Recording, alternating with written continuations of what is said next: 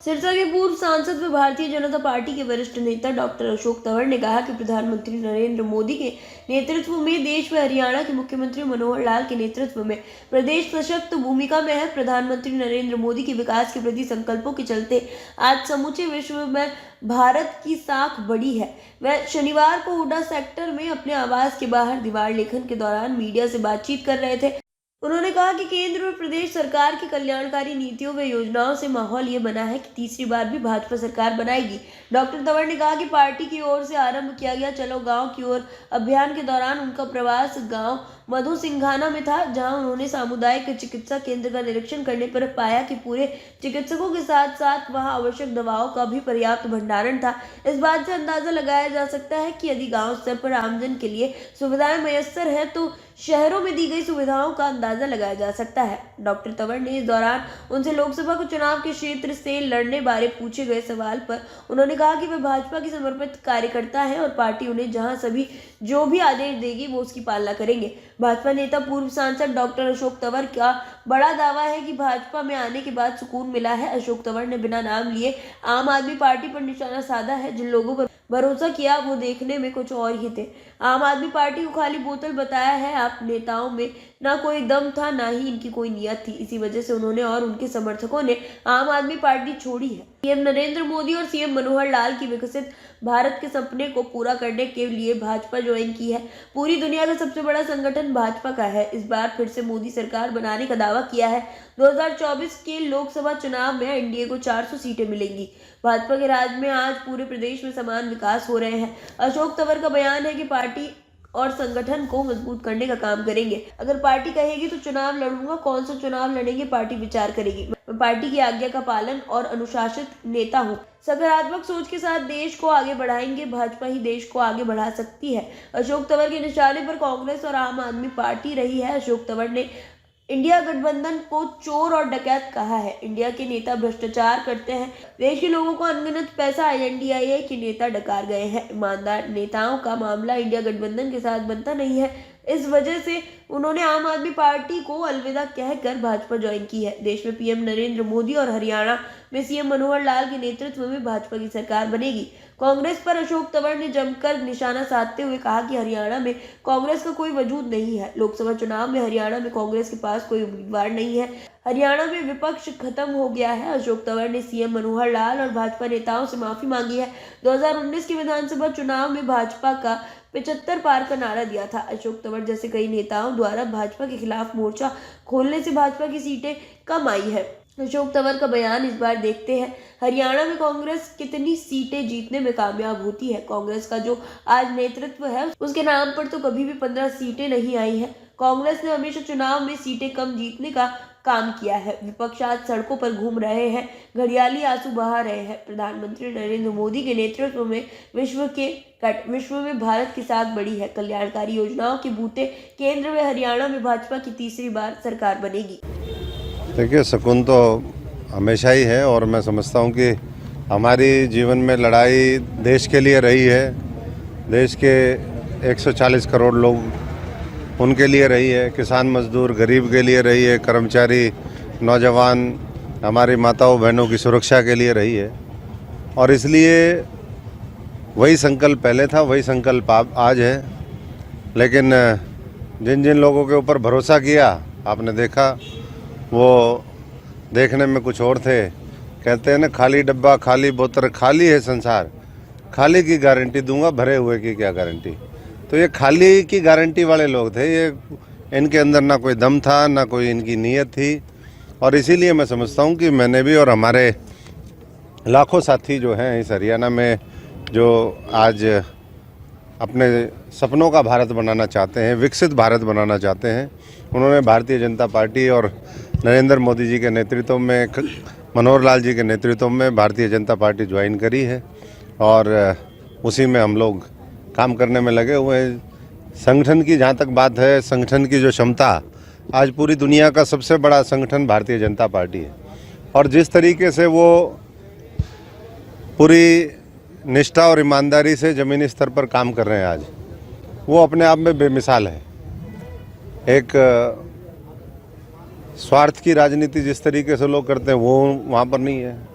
वहाँ पर समर्पण का भाव है, प्यार प्रेम का भाव है, सौहार्द का भाव है और ऐसा वातावरण और अनुशासन वो मैं समझता हूँ कि किसी भी पार्टी और देश को ऊपर उठाने के लिए अति आवश्यक है।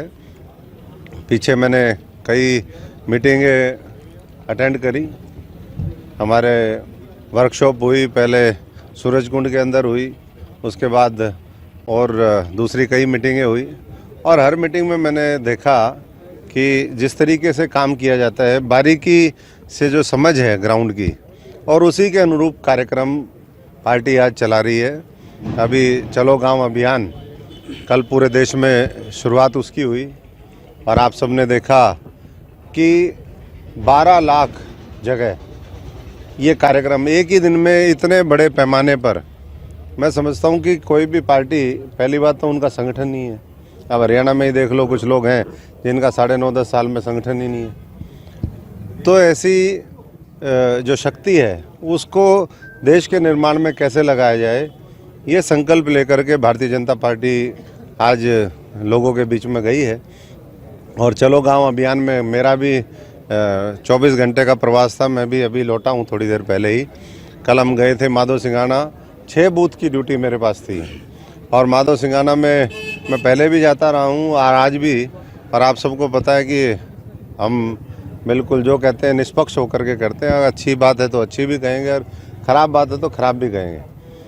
तो इस अंतराल में जो भारतीय जनता पार्टी का 10 साल का कार्यकाल रहा, उसमें वहाँ बहुत देखने को मिला। मैं वहाँ कल CHC में गया, CHC में जिस तरीके की सफाई है, जिस तरीके से डॉक्टर उपलब्ध हैं, वो सारा देख करके मैं खुद आश्चर्यचकित हुआ कि इतना काम हुआ है। वहाँ पर 30 डॉक्टर हैं, हॉस्पिटल पूरा बढ़िया तरीके से फंक्शनिंग है।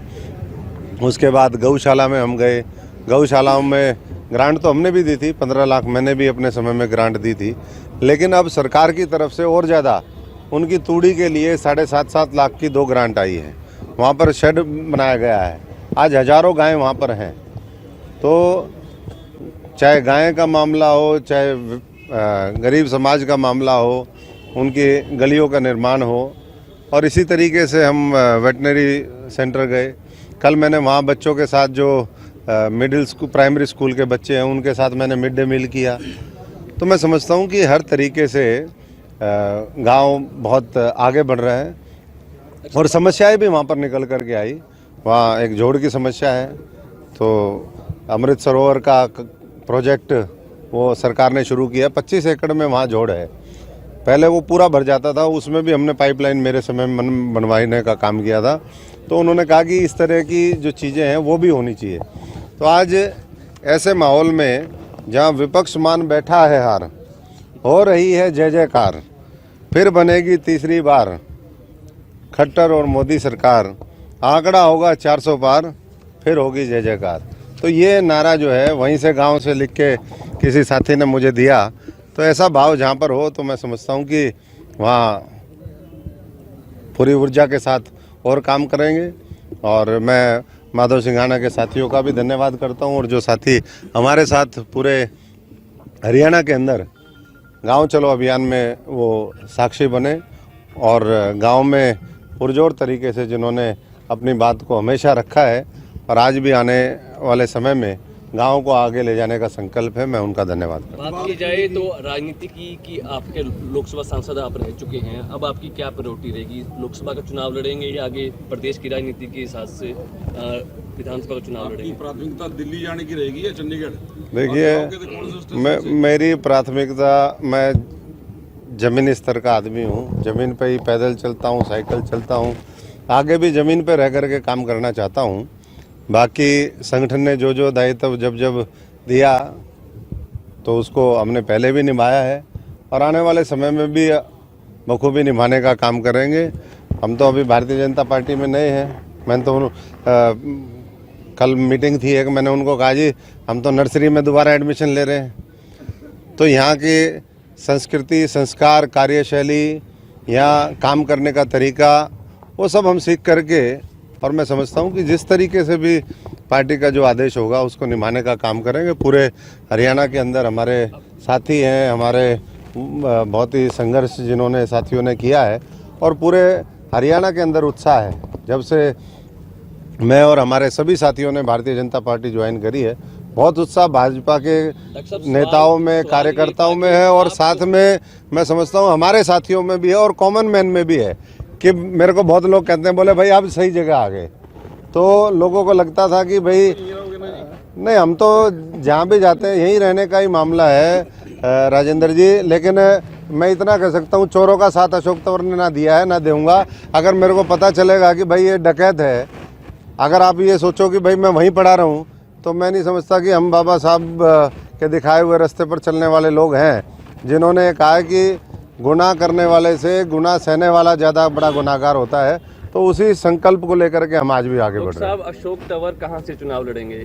अशोक तंवर जो पार्टी कहेगी चुनाव लड़वाने की कहेगी तो चुनाव लड़ लेंगे, नहीं लड़ने की कहेगी तो पूरी मजबूती के साथ 10 की 10 लोकसभा में और आने वाले समय में 90 की 90 विधानसभा में हम जीते हैं।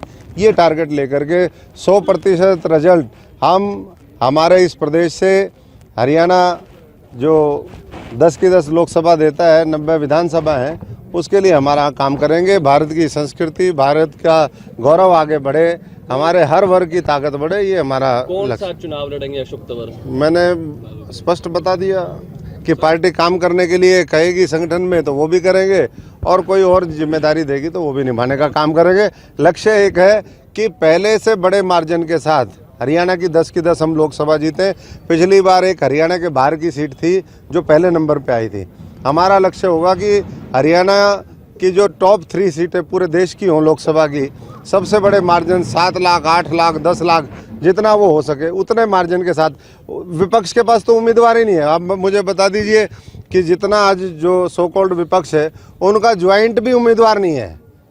एक पार्टी के पास तो छोड़ दीजिए, और दूसरी तरफ भारतीय जनता पार्टी में एक साधारण से साधारण आज वर्कर, वो मैं समझता हूँ कि जीतने का मादा रखता है। इस तरीके का काम वो देश की सरकार ने किया और आने वाले 5 साल में हम इस देश को एक दुनिया की तीसरी बड़ी अर्थव्यवस्था बनाएं। इस देश में जो लोग गरीबी के नीचे आज भी हैं, उनको गरीबी रेखा से ऊपर उठाएं। हर व्यक्ति को रोटी, कपड़ा और मकान मिले, ये सुनिश्चित करें।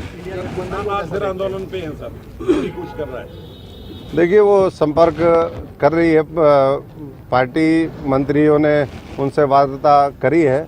हम इतना ही कह सकते हैं कि अभी 2 दिन पहले ही, बल्कि कल ही, इस देश के जो सबसे बड़े किसानों के हमारे नुमाइंदे रहे, मसीहा रहे, उनको भारत रत्न चौधरी चरण सिंह जी को देने का काम इसी भारतीय जनता पार्टी के नेतृत्व में मोदी जी ने और भारत सरकार ने दिया है। कल ही ऐसे ही नरसिम्हा राव जी को दिया है, स्वामीनाथन जी को दिया है, जिनका बहुत बड़ा योगदान इस देश के अंदर कृषि और किसान को, ग्रामीण अंचलों को आगे बढ़ाने का है। और आने वाले समय में जो किसानों के जायज़ मांगे हैं, उनका मैं समझता हूं कि समाधान भारतीय जनता पार्टी का नेतृत्व करेगा। स्वामीनाथन को भारत रत्न दिया गया, स्वामीनाथन की रिपोर्ट भाजपा लागू नहीं करी। देखिए, रिपोर्ट भी मैंने वही कहा कि जो भी बातें हैं कुछ चरणबद्ध तरीके से होता है, धीरे धीरे। आज भी मैं कल किसानों से इंटरेक्शन कर रहा था, 25-25 हज़ार रुपये उनके नरमा, उसके लिए मुआवजा आया है। इसी तरीके से और फसलों का है।